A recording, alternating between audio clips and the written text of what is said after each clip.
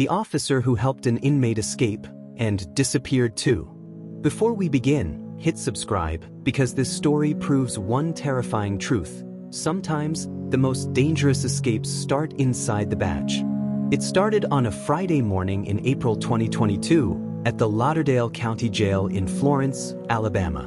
The morning shift was calm, routine, quiet, until a white Ford Edge rolled out of the facility parking lot. Inside were two people, Vicky White, a 56-year-old assistant director of corrections, and Casey White, a 6'9" inmate awaiting trial for capital murder. No one thought twice about it. Vicky was a trusted senior officer, known for running a tight ship. She'd told colleagues she was taking Casey for a mental health evaluation at the courthouse, standard procedure.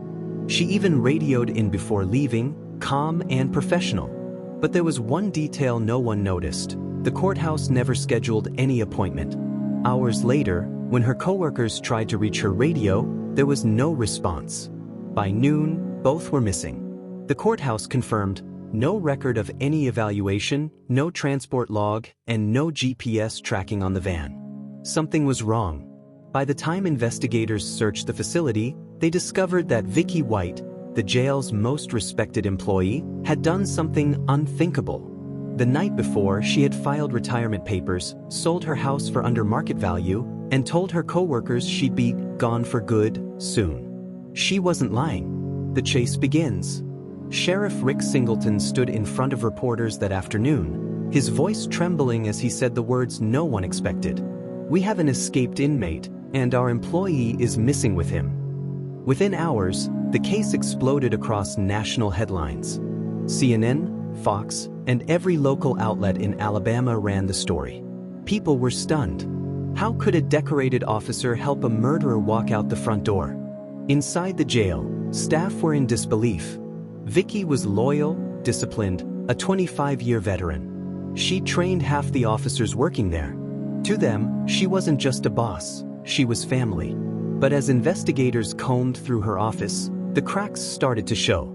They found carefully folded maps, printouts of bank transfers, and camera footage showing her buying men's clothing, camping gear, and 2 prepaid burner phones.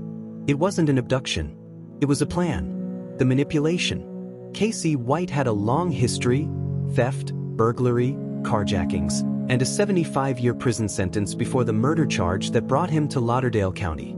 What no one realized was that he'd been corresponding with Vicky for months. Prison logs later revealed she'd made repeated visits to him during isolation and had arranged to be his transport officer whenever possible. To Casey, she was his lifeline. To Vicky, he was her escape. They'd built a fantasy, the quiet house by the ocean, the life she'd never had. And together, they turned that fantasy into a blueprint for betrayal. The getaway. By 9:30 a.m., they ditched the transport van in a parking lot. Surveillance video later showed them transferring into a rust-colored 2007 Ford SUV, one Vicky had purchased under an alias days earlier. From that moment on, they vanished. The manhunt began with local deputies. By day 2, the U.S. Marshals Service was involved. Helicopters, drones, and roadblocks covered half the state. But the fugitives had a head start, and they'd planned every mile. For nearly a week, nothing surfaced. No sightings, no signals, no trace. It was as if they'd disappeared into thin air. Then, 8 days later, a used car dealership in Tennessee reported a strange interaction. A woman matching Vicky's description had bought a second-hand Cadillac in cash, but seemed nervous, constantly checking the rearview mirror. The man beside her? A tall, heavily tattooed figure with dyed hair, wearing sunglasses indoors. The clerk's heart dropped when he saw the news that night. He called it in. When U.S. Marshals traced the purchase, they realized something chilling. The fugitives weren't just running. They were preparing for something bigger. And the next day, in a quiet parking lot 200 miles north, a deputy spotted that same Cadillac. What happened in the next few moments would end the nationwide manhunt, but leave behind a mystery that still divides investigators to this day. Because when the car came to a stop, only one person would ever walk away. The woman behind the badge. The white Cadillac glistened faintly under an overcast Indiana sky. It was May 9, 2022, 11 days since Vicky White and Casey White vanished from the Alabama jail. To the small town of Evansville, they were just another couple passing through. To law enforcement, they were the most wanted pair in America.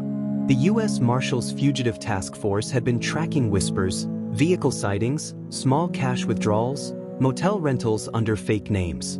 Every breadcrumb pointed north. Every mile meant the net was closing. Inside the car, Vicky sat quietly, her fingers gripping the wheel as the faint sound of police chatter came through a local news station on the radio. She'd cut and dyed her hair short, traded her uniform for casual clothes, and used an alias, April Davis. Beside her, Casey looked like a different man, head shaved, tattoos hidden under a gray hoodie. But his restless glances at every passing patrol car betrayed him. For the first time in 11 days, he looked nervous. "You said we'd be fine," he muttered.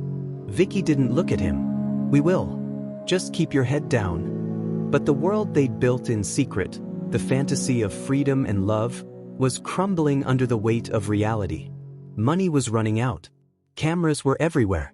And the trust between them had begun to fracture. Back in Alabama, the truth about their relationship unraveled in public. Investigators released photos of Vicky smiling in her uniform, alongside a chilling timeline of betrayal. She'd purchased firearms, vehicles, disguises, and prepaid phones over several months. She'd even told her colleagues she'd be escorting him alone because no other deputies were available. The small-town officer who was once Employee of the Year had become the architect of her own downfall. News anchors replayed her story on loop. The headlines were everywhere. The love story that broke the law. The jailhouse romance that shook Alabama. But investigators knew it wasn't love that drove her. It was manipulation. Casey White had a pattern. He'd charmed others before, playing the victim, promising redemption. But he was also cunning, methodical enough to plan an escape under maximum surveillance. He'd convinced her that life outside would be paradise, that he'd protect her, that no one else cared. And she'd believed him. Meanwhile, in Evansville, their final hideout was a low-cost motel tucked behind a shopping plaza. Room 150. A single queen bed, fast food wrappers on the table, curtains taped shut. Security footage would later show them walking their dog, buying wigs, and laughing like an ordinary couple. But their peace wouldn't last. A vigilant motel manager recognized their Cadillac from a U.S. Marshal bulletin. He made a quiet call. Within minutes, unmarked vehicles rolled into the parking lot. When the fugitives left their room that morning, unaware they were surrounded, they drove straight into a trap. A convoy of marshals followed them as they pulled onto a nearby highway. At first, the Cadillac kept its speed. Then it accelerated. Inside, Vicky's face tightened. She knew what was coming. "Stop the car," Casey shouted, gripping the dash. But she didn't. The chase lasted less than 5 minutes. At a sharp bend near a field, officers rammed the Cadillac, sending it into a ditch. Dust and glass filled the air as sirens echoed through the valley. Marshals surrounded the vehicle, weapons drawn. "Hands up," someone yelled. Casey's voice could be heard from inside, desperate, chaotic. "She's got a gun. She's..." Then silence. A single muffled pop. The sound that ended an 11-day manhunt. When officers opened the driver's door, Vicky White was motionless, her service revolver beside her. Casey was pulled from the car unharmed, shouting that he didn't fire a shot. The woman who had once sworn to uphold the law had broken every rule for love and paid the ultimate price. As paramedics lifted her from the wreckage, investigators stood in stunned silence. One marshal whispered, "She could have gone anywhere, but she followed him here." News broke within the hour. TV screens across America filled with the same image. The Cadillac overturned, red and blue lights flashing, and officers standing in disbelief. To the public, it was the end of a crime spree. To those who knew her, it was the collapse of a life built on trust, duty, and obsession. But inside the back of a police cruiser, Casey White sat smirking, his wrists cuffed, his voice calm. He turned to an officer and said, "I never asked her to do it." The officer stared at him and replied, "No, you just made her think she wanted to." The crash site was chaos. Blue and red lights pulsed across the wet Indiana asphalt as officers sealed off the field. The overturned Cadillac still smoked from the impact, the windshield shattered, the driver's side crumpled in on itself. Inside the car, Vicky White, the woman who'd once walked the halls of Lauderdale County Jail as a respected officer, now lay silent. Paramedics rushed in, but they already knew. The pursuit was over. And in the back of a cruiser, her accomplice, Casey White, handcuffed, his gray hoodie streaked with dirt, stared blankly at the scene through the window. The irony was unmistakable. She'd broken him out of prison, only to die trying to keep him free. News of her death spread like wildfire. Within hours, headlines blared across every major network. Vicky White dead after 11-day manhunt. The officer who betrayed the badge. Love, lies, and escape. The story that shook Alabama. In Florence, her co-workers were in disbelief. Some cried. Some cursed her name. She'd been their mentor, their friend, the one who organized birthdays, volunteered for extra shifts, and helped new recruits adjust to the job. But the Vicky they thought they knew was gone long before that car ever left the jail parking lot. As investigators pieced together the timeline, the truth emerged in painful fragments. They found her storage unit, filled with wigs, maps, ammunition, and prepaid phones. They traced her cash withdrawals, calculated her property sales, followed her online purchases. Every move she'd made had been methodical, planned. It wasn't a spontaneous act of love, it was months of preparation, executed with military precision. But what made her do it? Psychologists called it hybristophilia, a condition where people are drawn to those who commit crimes. Friends called it loneliness. Her co-workers called it betrayal. But for the investigators who stood at that crash scene, the answer was simpler. She fell for the wrong man and couldn't find her way back. Casey White, meanwhile, returned to custody without resistance. Back to the same walls he'd once escaped. Back to the same cell block, only this time, under tighter security and under a new title, the most dangerous inmate in Alabama. In his first interrogation, he seemed calm, even cooperative. He admitted to manipulating her, convincing her that they could live happily ever after somewhere far away. "She loved me," he said flatly. "I never loved her like that. But I didn't stop her, did I?" The agents exchanged looks of disgust. When one asked if he felt any guilt, Casey smiled faintly. "She made her own choices," he said. "I just gave her something to believe in." Weeks later, investigators held a press conference. The sheriff's voice cracked as he read from his statement.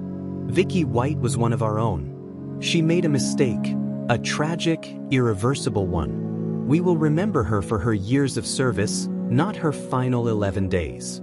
But the cameras, the microphones, the flashing lights, none of them could capture what lingered behind those words. A question that still echoes across the department to this day. Was she manipulated into this, or did she choose it? Months passed. Casey remained in prison, eventually convicted and sentenced to life without parole. He often received letters from strangers, admirers, people who claimed to understand him. The cycle, it seemed, never truly ended. Vicky's story became a cautionary tale, dissected in documentaries, podcasts, and crime analysis channels. Some portrayed her as a victim of emotional manipulation. Others painted her as a calculated traitor who let love rewrite her morality. But the truth, like all great tragedies, lies somewhere in between. A year later, a small memorial appeared outside the Lauderdale County Jail. A single white rose in a mason jar. A handwritten note beside it read, "You were one of the good ones once." And taped beneath it, a quote from one of her last co-workers to see her alive. She didn't look scared that morning. She looked free. That's the cruel irony of this case. She had the key to every cell in that building, but she never realized the one she needed to unlock was her own. So when her car hit that ditch in Indiana and the sirens faded behind her, it wasn't just the end of a manhunt. It was the end of a love story that never should have started. Because in the world of crime and consequence, sometimes the escape isn't freedom. It's the final mistake. If you thought this story was wild, wait until you hear the next one. Subscribe, because the truth always escapes.